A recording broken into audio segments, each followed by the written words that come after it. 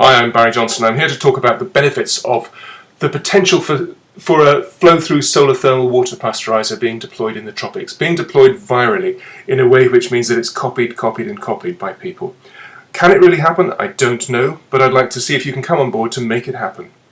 So I'll be quite open about the benefits. There are a range of benefits, not just the health benefits of saving lives, but the social benefits involved and some economic and environmental ones. I will particularise these in some detail. While also look at the features of the product that deliver those benefits and who socially within the community benefits most from these, because it's a multi-stranded project with a number of different people benefiting. But I don't want to just sell you this, I want to talk about the risks briefly as well, because it may not succeed. But I'd like to, if you can pick up the risks, maybe then you can identify those, neutralise those and make it really fly. The following video is about technology, so let's now look at the benefits. Here's the technology. It's featured in a previous slide, in a previous video, so I'm not going to talk about it in detail now. But it is locally made, virally deployed, and it's a renewable energy appropriate technology, not imported. Zero cost to run. It's a double innovation, this project.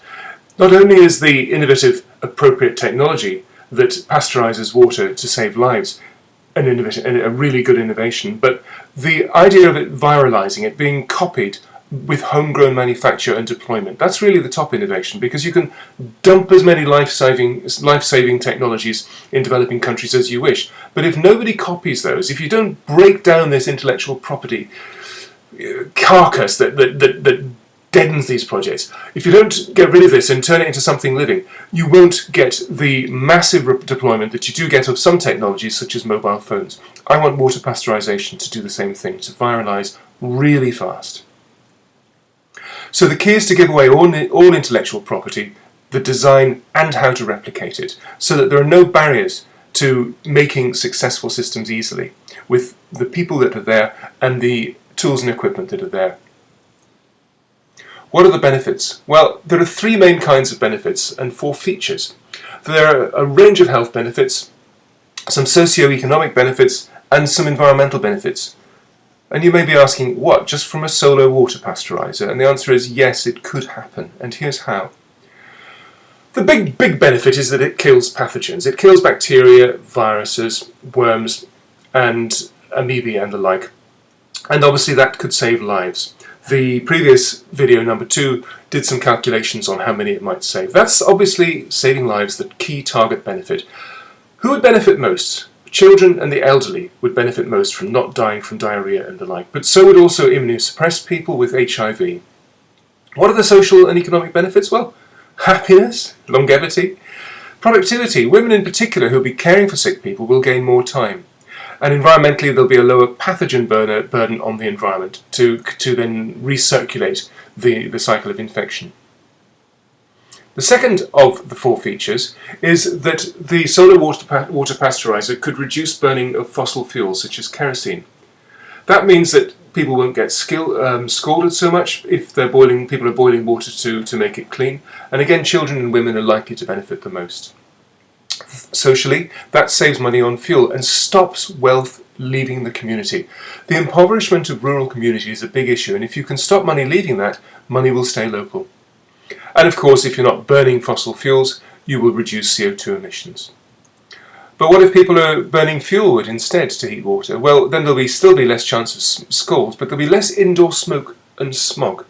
And you'll get fewer lung problems, because smoke and smog are major killers in developing countries.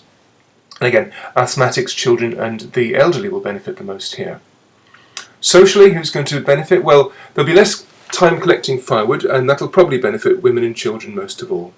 Environmentally, it'll reduce deforestation. The fourth benefit is that it's made locally. Health-wise, that's psychological empowerment. Locally doing things benefits everybody. The social and economic benefits are it's affordable, there's no imports or minimal imports, I hope. Ideally, no, let's see what we can do. And there'll be micro-manufacture and informal economy benefits to the workers there. Environmentally also, some of the products that can be used in a solar thermal water pasteuriser can be recycled or reused. Possibly you could just use existing roofs or old windows, or even fridges could make ideal solar water pasteurisers because they've got the insulation built in. So there's a whole range of benefits here. We're not just saving lives, but that's the top benefit. But there are drill down benefits that could consolidate this into a massive community operation which would have support in different sectors that would together give it great momentum.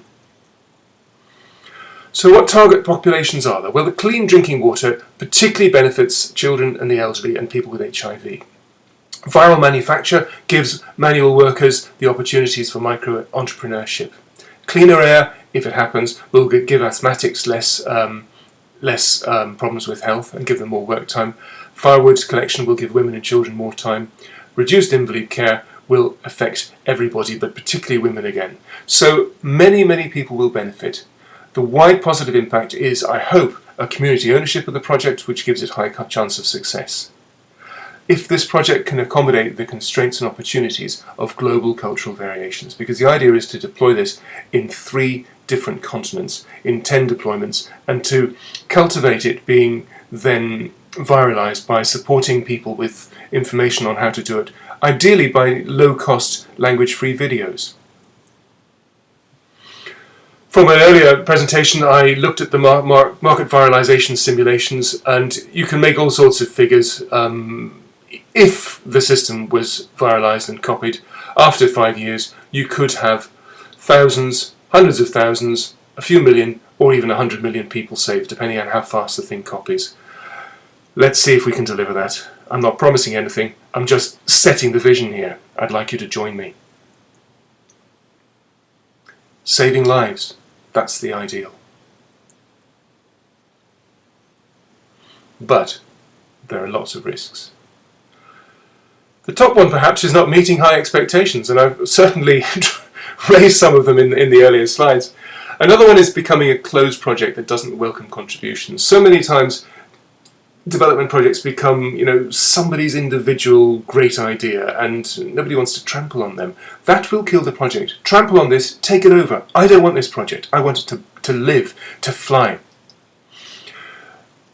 Coordination could fail.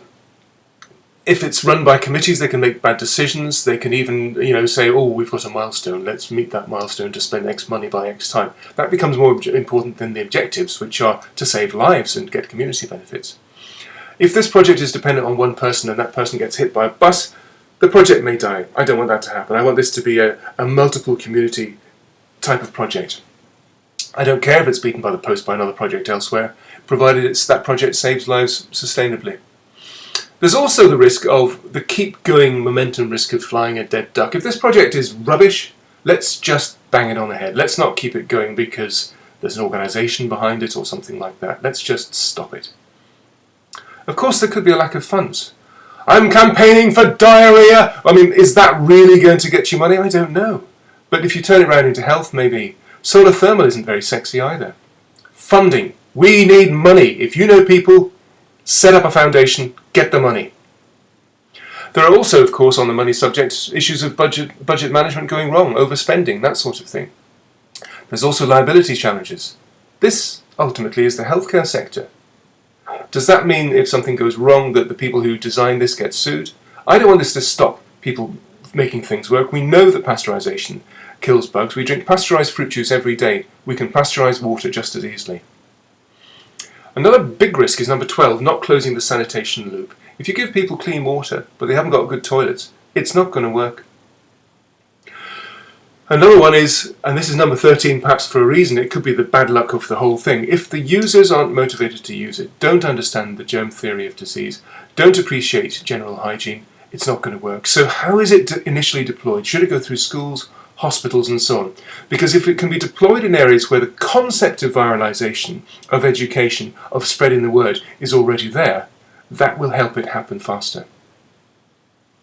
There are technical issues about making sure that you get the right dose response in terms of temperature and time for the pathogens in the system. I'm pretty sure that can be sorted, but it does need to be looked at carefully. Are there any risks of being over-successful? I don't know.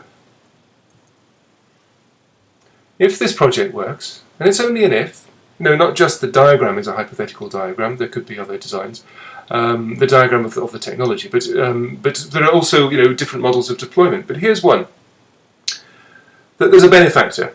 that shares the vision and the majority of costs. And I've used the word singular for benefactor, not plural, because if you have lots of benefactors, they sometimes try to impose too many constraints. But some money, if it's unconditional, from anybody will be great.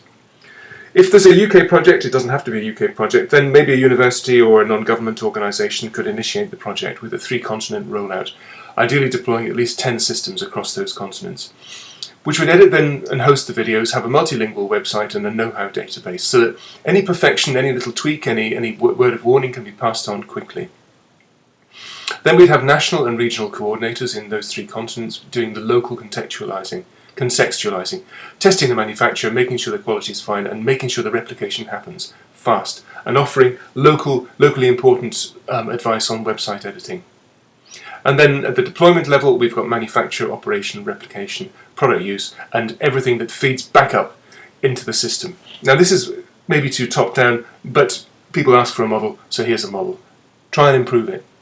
My mission is to see if solar water pasteurising can save lives, not by being an imported technology, but being a homegrown, locally made, loved, enthused technology. I'm Barry Johnson. I hope you enjoyed this video. The next one is about the technology itself.